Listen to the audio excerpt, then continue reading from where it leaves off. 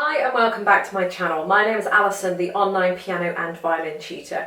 So since it has been several years since I released my original violin lessons 1 to 10, which are now beginning to look a little bit dated, I thought it would be a really good time to revisit and release new and up-to-date videos using the latest technology available to me.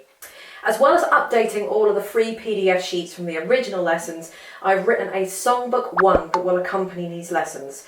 Once you've finished lesson 10, I then encourage you to have a go at this songbook, which contains 10 well-known classical and original pieces, which is going to help you practice and reaffirm the knowledge and skills gained from video lessons 1 to 10. What's great about this book is that instead of hunting all over the internet trying to find suitable pieces to play for your current level, only to find pieces that you like but are too hard, this is where the Songbook 1 comes in, as it will not only contain pieces you'll be able to manage, but each piece comes complete with its own separate video performance and tutorial where I will help you through the piece. So let's get started with the new violin lessons 1 to 10, and I hope you enjoy them.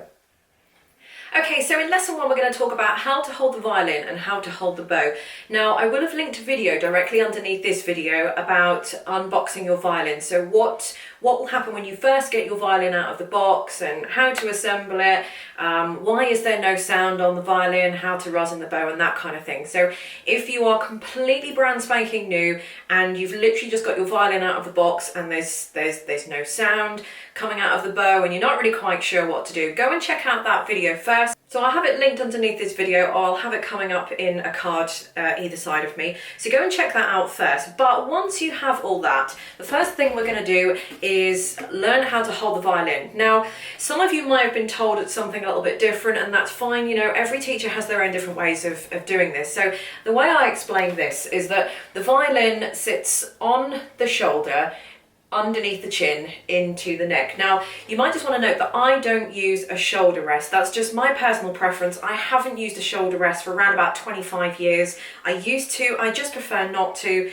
I have an antique violin, so I prefer not to have anything kind of blocking the sound. I just prefer that I'm just a little bit freer. So it's complete personal preference. If you're finding it a little bit uncomfortable on your collarbone or with the violin onto your neck, go and get yourself a shoulder rest. I'll put links to some shoulder rests that I recommend underneath this video. Alternatively, you can use a pad or a cloth, you know, a sponge or something like that, a cloth, and attach that to the bottom of the violin. You know, just experiment to see what's comfortable. So once you have done that, what you're going to do is put the violin on your shoulder underneath the chin. So if I go this way round, it looks like this. So violin just goes underneath the neck or on top of the shoulder there. Now, as beginners, a lot of you like to put your violin right out in front of you. The violin does not go out in front of you. So if you're thinking 1 o'clock, 2 o'clock, 3 o'clock, the violin does not go at 12 o'clock because then obviously you're going to be holding it that way. You can't put your violin under the chin. It doesn't go out at 12 o'clock. If you have it at 9 o'clock like this, it's too far round to the left, so that's no good either. What I kind of recommend is that you want it somewhere between 10 and 11 o'clock. So maybe not quite 10 o'clock, because I feel that it's too far back. Not quite 11 o'clock because I feel it's too sort of far forward. Probably somewhere slap bang in the middle between 10 and 11 o'clock, somewhere kind of around there. So it's not too far round because you'll feel that you'll have to push your arm around, and it's not too far forward because then you'll just feel like everything is kind of hunched up in front of you. So around about 10, 11 o'clock, and that's where it goes. So if I show you from a sideways angle, I'm going to completely face this side now, so I'm facing this wall. The violin is at around about 10, 11 o'clock, and you can see how it goes under my chin. I do lift my shoulder up a tiny amount. That's because I don't use a shoulder rest, but that's absolutely fine. It's not as if I'm cranking my shoulder all the way up here and I can't move anything. It just, you know, my shoulder just literally comes up, it fills the gap underneath the chin and my shoulder. I suppose the violin goes in the middle and then my chin goes down onto the violin and my shoulder kind of comes up to fill that gap, and that's fine for me. I don't have a particularly long neck where I have a lot of space going in there. If you guys have a lot of space in between your chin and your shoulder, then you may well find that you want to use a shoulder rest, because when you put the violin sort of roughly in the middle, you've got too much of a gap there and you've got too much of a gap there. Whereas I find when I do that, I can just bring my chin down a bit, my shoulder comes up the rest of the way, and then it grips the violin nicely, and I can hold the violin without any hands, you know, and operate normally.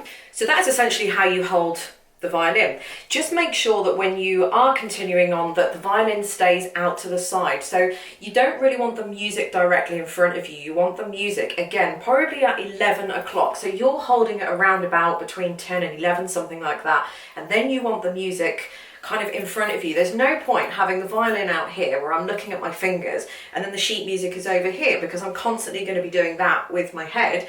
And how can I see the sheet music and my fingers and hold the violin all at the same time if the sheet music is at 12 o'clock in front of me? So if you have the sheet music kind of diagonally in front of you, or if you've got the sheet music in front of you, then you just turn that way. So imagine you, the camera, you are the sheet music. Then what I would do is, instead of standing completely facing front of you, where the violin is out to the side, where I clearly can't see the music, what I'm going to do is just move myself around so that the music is now at 11 o'clock and the violin is slightly out to the side. Okay, let's talk about holding the bow. So this is the frog of the bow and this is the ferrule. Some of you might have slightly different bows. Some of you might have a smaller or a larger gap of wood between the frog and the ferrule. That's absolutely fine. Everybody's bow is different. It doesn't really matter. And also I want to just talk about bow hold just very, very quickly.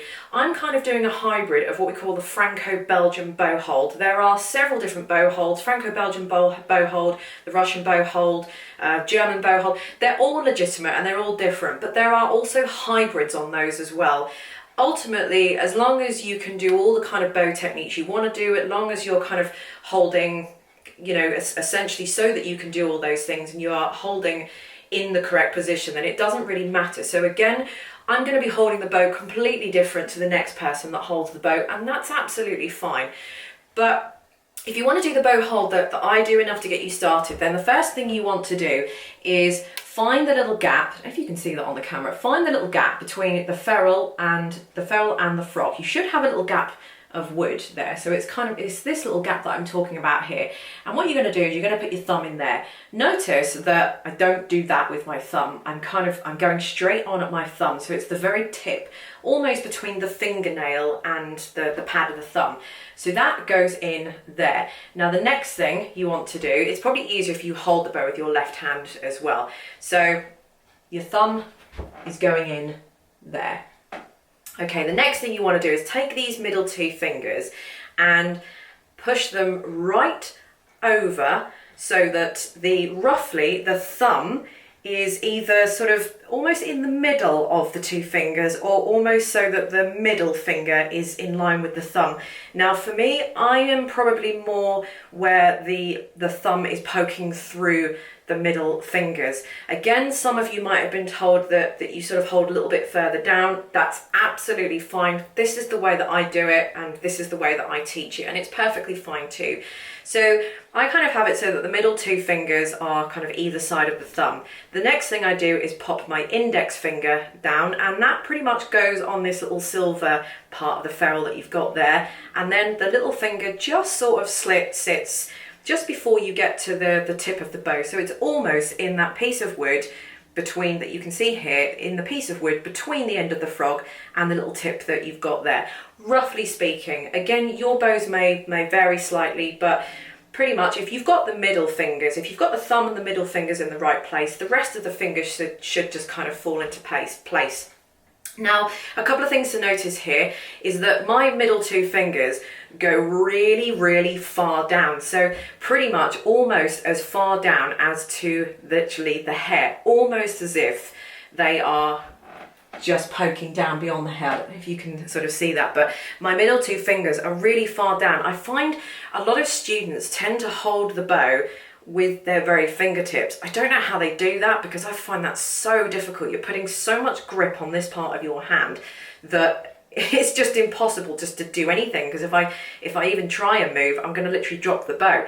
So a lot of people say that their pinky, they have a problem with that, in that it gets locked. That's because you need to put your fingers far enough down on the bow so it's almost, your fingertips are almost just beyond the level of the hair. So again, this is my bow hold, this is my way of doing it. And again, the same with the index finger. So I tilt quite a lot as well. In fact, I tilt in that main knuckle of my index finger, which you see here. So thumb goes in, and notice that the thumb is bent. The thumb isn't that way, the thumb is sort of bent stroke straight. The middle two fingers go right the way round, so almost as if they're in that part of your knuckle. So you've got your fingertip and then you've got that kind of joint that you've got there. And then with the index finger, it goes into this middle joint, the middle joint that you have right there in your finger. If you tilt your index finger that much, that means the little finger will just be able to almost sort of not quite reach, but by the time you sort of let go of the bow here, it will balance out, the bow will drop, and then the little finger will just kind of, do you see when I let go of my little finger, the bow wants to just tilt that way if I'm not holding it. But when I let go, the little finger just keeps balance there. And that way you won't have problem with this finger locking or knowing what to do with it. So if your little finger is locking, the key is to tilt. And again, this is part of the Franco-Belgian hybrid kind of bow hold that I do. If you've been told something differently, it doesn't really matter.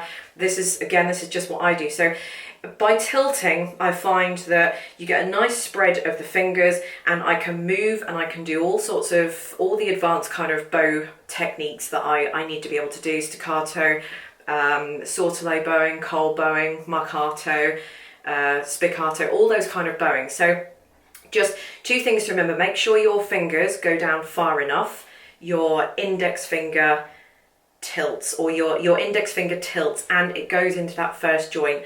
And just make sure you've got a wide enough kind of spread. You should almost have like maybe a little finger's width in between the fingers, so you don't want them too far apart, you don't want sort of all clumped in together, just sort of a nice spread apart. If you were just sort of to rest your fingers like that, that's kind of how they should be. You can put the bow in and then boom, grip, slightly adjust, and there you have, you've got your bow hold. So there we go, that's all I need to mention about how to hold the violin and how to hold the bow. Thank you very much for watching, and I will see you in lesson 2.